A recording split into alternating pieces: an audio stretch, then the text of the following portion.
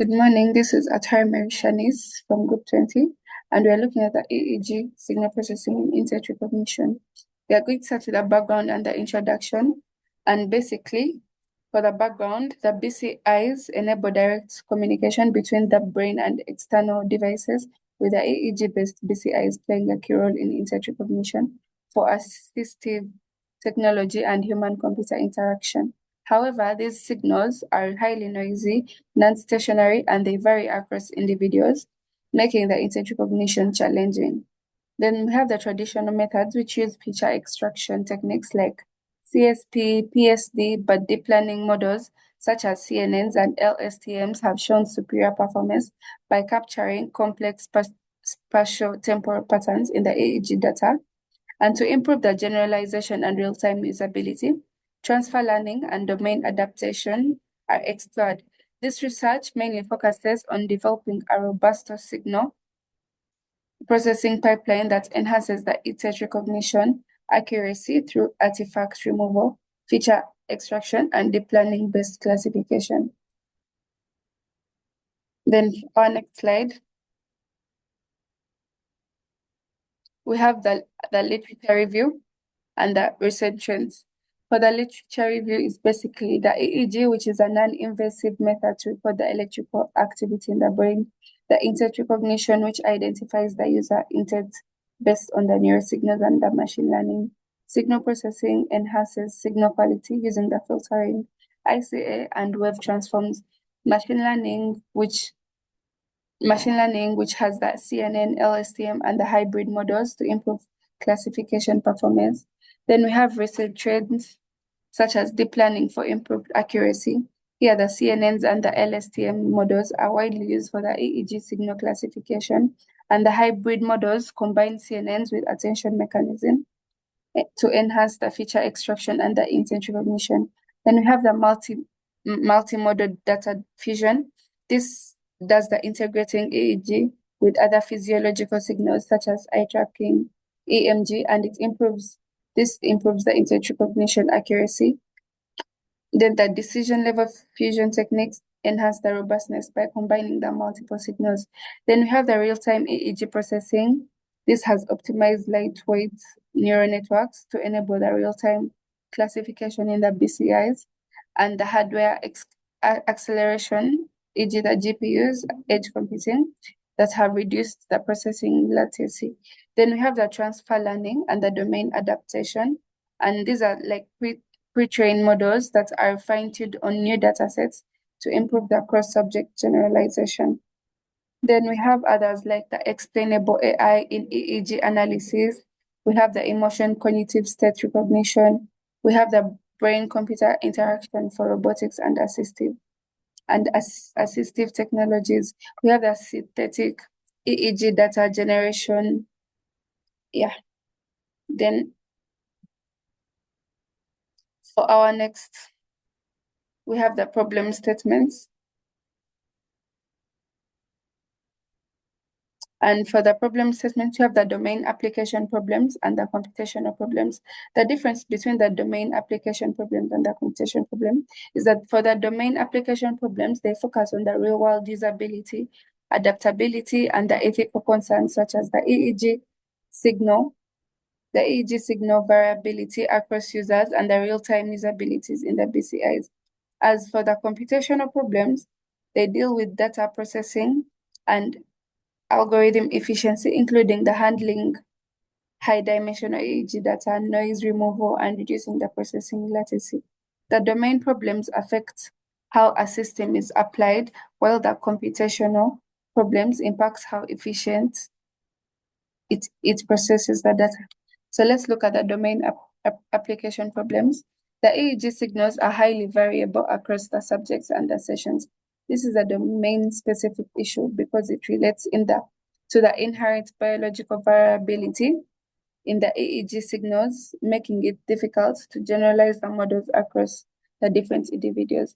Then we also have the high dimensionality and the noise affects classification accuracy.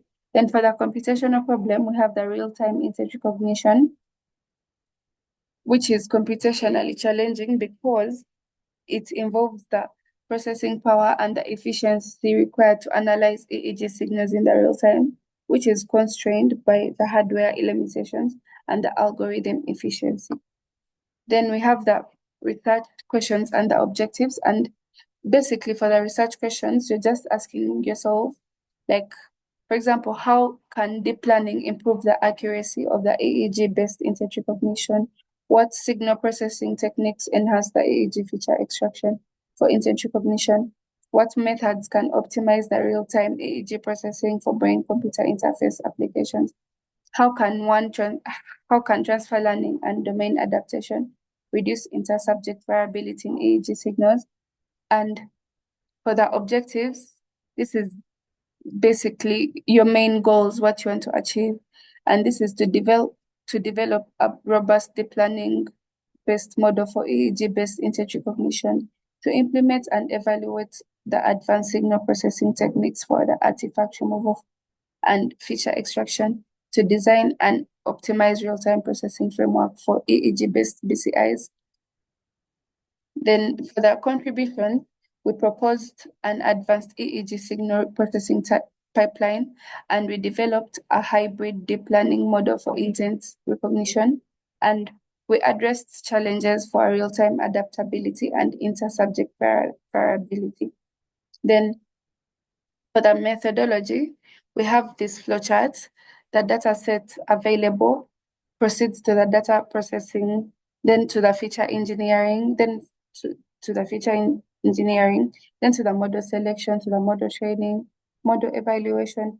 And if there is unacceptable performance, you deploy the model and monitor the maintenance. If no, you go back to the feature engineering and continue the process. Then for the dataset description, we are using the BCI dataset with multi-channel EEG recordings. Then subjects perform the motor imagery tasks for intent recognition.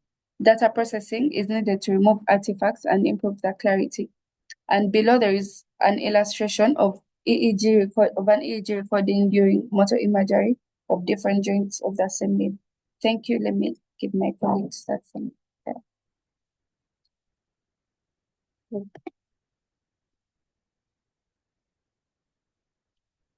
My name is Kukunda Stacy, and the models that we have were, we had the XGBoost, then the neural networks, then random forest, and gradient boosting. Then we had logistic regression, then decision trees, then the PCA, and the support vector machines. Then we also have the decision trees, and then the KNN neighbors. Then the highest performance, the XGBoost had our highest performance before hypertuning, which was 1, which although dropped to 0.9 after the hypertuning process. Then the neural networks, which is deep learning, we performed it well with a F1 score of 0.9883 before tuning, and then after tuning, it was still 0.9883. Then the random forest models, the random forest and gradient boosting models showed strong results before performing well in the intent classification tasks. Then the logic regression and the decision trees showed moderate accuracy, indicating limitations in the handling complex of the EGG patterns. Then the PCA and the logistic regression had the lowest performance, initially 0, but improved significantly after tuning. Then the support vector machines performance had a 0.9557 before tuning, and then 0.978 after tuning, which showed a notable improvement. Then for the decision trees performance, we had a 0.937 to 0.9602 after tuning. In the KNN, we had a 0.932 before and after tuning. And the gradient boosting we had an F1 score of 0.9647 before, and after we had 0.9883. Then for our model selection, for our multiple models we were training. For the multiple models we were training, we had a validation of the scores according to the table below. Some of the models, like the linear regression and the logistic regression, could be optimized further using ensemble learning to achieve even better results. Then the models on their own could be overfitted, like the XGBoost, which had a score of 1, and then after hypertuning we corrected it, we got a 0.99 score. And the ensemble of KNN was chosen for deployment since during the evaluation it scored the most reliable scores. Then you go to our output and our expected results discussions. Our first graph we have ridge plot, which works in a way where the smoothed histogram is created to represent the description of values. This histogram shows how the values are distributed across different ranges, and then these histograms are also stacked vertically, as you can see, with each plot slightly offset from the one above it. Then this creates a series of overlapping ridges on each other. Then we have a 3D scatter plot, which visualizes relationships between three variables in a 3D scatter plot.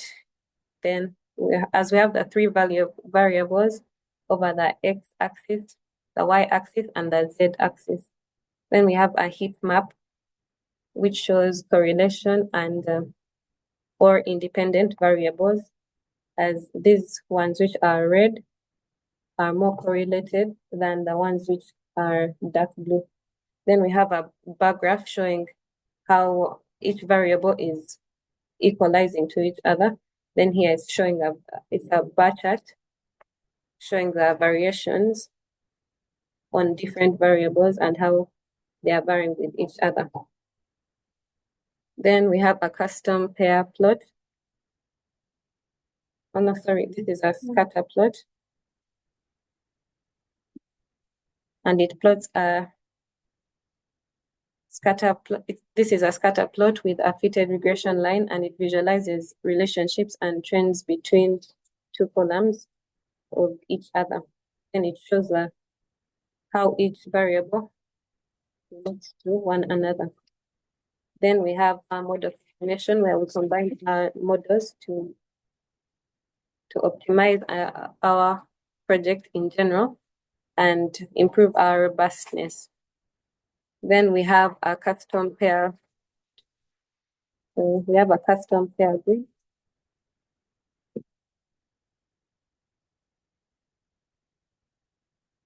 Is our custom pair grid, and it creates a grid of pairwise plots, which provides a flexibility in exploring the pairwise relationships between the multiple variables in the data set.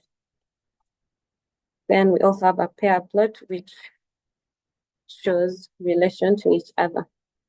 Then we have a group swamp plot, which displays individual data points in a categorical distribution, and it avoids overlaps of points, useful for visualizing the categorical data with many unique values. Then we have the grouped bar graphs, which are horizontally drawn across each other. And then they also show the varying differences between each variable and the results that we got. Then we have the donut-shaped chart, which displays portions or values in a donut form. And how it works is that it ensures that the data is organized into categories and their respective numeric accuracy. And then in the middle, it uses a plotting library to create the donut chart, and then it also involves the plotting of data as slices of a circle with an empty center in the middle. Then we continue to the scatter plot matrix down here, which plots a scatter matrix for the columns. It enables visualizations and how different the columns or the features are related to each other. Then we have the conclusions and limitations. And the limitations, we have high inter-subject variability in EGG signals, which in our EGG signals, they differ significantly between individuals due to variations in the brain structure, then the cognitive patterns and the physiological factors, then the computational constraints for real-time processing. We have the EGG-based brain-computer interfaces, which require real-time signal processing to interpret intent quickly and more faster, which is more reliable to every project that we have. Then the data scarcity and the need for large level data sets we have it involves the training of deep learning models for EGG intent recognition, and it requires large level data sets. In the conclusions, we have that the EGG-based intent recognition is crucial for the BCIs, and it enables direct communication between the brain and external devices, benefiting assistive technologies like neural rehabilitation and human-computer interaction. Then the challenges that we faced are noise and variability, which is the EGG signals are highly susceptible to noise from the muscle movements, the electrical interference, and the sensor drift. Then we have advanced pre-processing and feature extraction and deep learning models, which improve the performance. Then in the future work, we will focus on multimodal data and apply explainable AI for better interoperability. Then the next steps that we have are multimodal data fusion, then the explainable AI, real-time optimization, then adaptive and personalized BCIs, and synthetic EGG data generation. Then we have clinical and practical applications. In references, we include that we have our references were from the IEE and journal articles on EGG and BCIs and intent recognition. It generally focuses on the machine learning approaches, signal pre-processing techniques, and real-world applications. That's all I had.